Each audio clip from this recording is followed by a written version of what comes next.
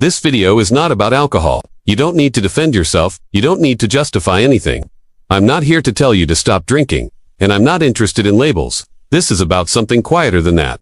The moment before the drink, because the truth is, the drink is rarely the decision. It's the last step of a process that already started earlier. You didn't suddenly want alcohol. You wanted a shift, a change in state, a soft landing after a long day, a way to mark that something ended. Alcohol didn't create that need. It just became the fastest response to it. Most people think they drink because they enjoy it, and sometimes that's true. But most of the time, they drink because the moment feels unfinished without it. Stress without release. Silence without texture. Celebration without punctuation.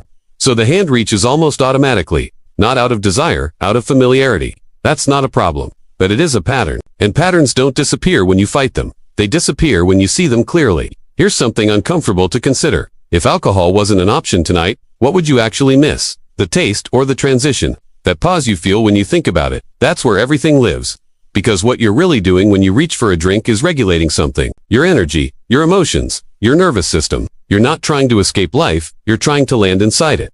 And when that landing only happens through one familiar ritual, it starts to feel less like choice and more like momentum.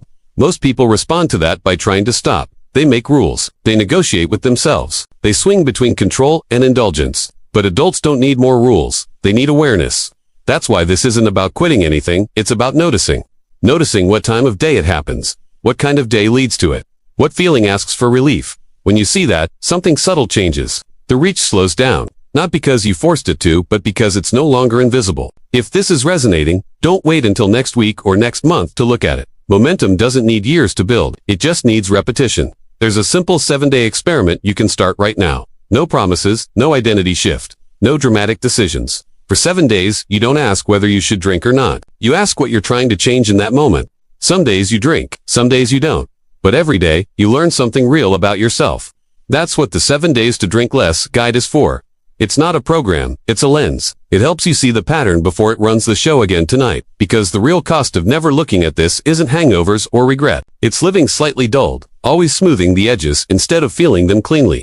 If you're tired of that low-grade fog, do something small. Now, not a vow, not a rule, an experiment. The link is below, or don't click it. Just don't pretend you didn't recognize yourself in this moment.